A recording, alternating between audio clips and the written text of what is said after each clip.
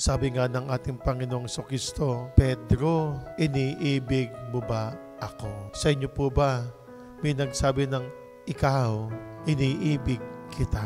Pero baka man yung sinasabi mong pag-ibig at pagtugon mo ay dahil lamang ikaw ay merong pagtatangi sa Kanya. Baka man sinasabi mo pagtugon ng oo, iniibig kita dahil meron lamang ibig kunin sa Kanya. Mga pagtugon na mayroong bang limitasyon. Ang pagdalo natin sa biyaya ng ating Panginoong Diyos o ang pagtanggap natin sa biyaya ng ating Panginoong Diyos ay ito'y hindi basta-basta nakukuha.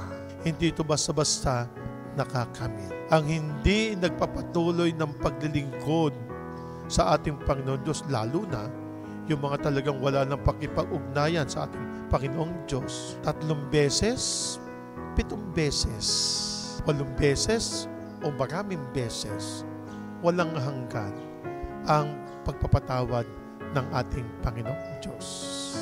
Sana naman, 7 beses, 8 beses, 9 beses din, o walang hanggan ang pagtugon natin sa ating Panginoong Diyos.